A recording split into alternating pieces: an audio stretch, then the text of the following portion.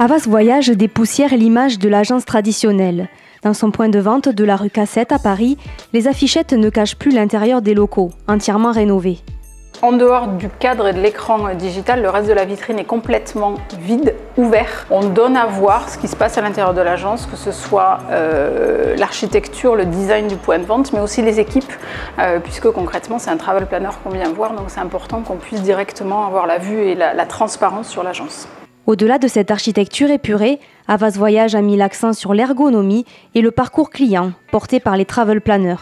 Donc on est ici dans un des salons, donc concrètement le client arrive, est accueilli ici. C'est nos équipes qui font l'effort de venir vers le client, de l'accueillir, de s'installer avec lui à ses côtés, avec la tablette pour procéder au questionnaire découverte, qui est un questionnaire qui nous est propre, qu'on a spécifiquement élaboré, et évidemment commencer les premières recherches. Exit les brochures papier. Seuls quelques guides touristiques ont été disposés de façon à inspirer le client pour son prochain voyage.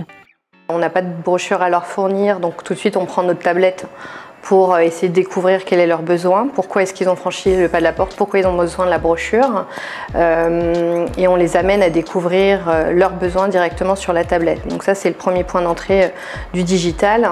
Le digital est effectivement l'un des piliers du nouveau plan Explore 2019 d'Havas. Des écrans sont déployés dans plusieurs zones stratégiques de l'agence, un dans la vitrine, mais surtout 3 autres qui viennent former un mur d'inspiration dans l'un des salons. À quelques mètres, une table digitale permet aux clients de se divertir tout en choisissant au mieux leur futur voyage. Durant toutes ces étapes, le client reste toujours accompagné.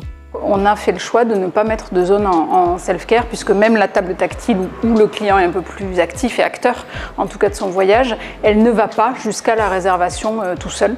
Il y a bien nécessité et logique d'avoir un travel planner à ses côtés quand on rentre dans la partie élaboration et réservation. Et ça n'est que dans un deuxième temps et vraiment sur, je vais dire peut-être la partie la plus courte de la visite, que en phase de concrétisation, donc de réservation, de signature du bulletin d'inscription, de paiement de la compte, donc vraiment les seules parties réellement administratives, qu'on va diriger le client vers la table d'hôte. Une procédure qui vise à valoriser l'acte d'achat, tout comme l'accueil et le service. Après son agence parisienne, Havas Voyage développera le concept de façon partielle dans 3 autres points de vente en province. Un premier bilan sera tiré fin 2015 afin de statuer sur le concept définitif déployé au cours des prochaines années.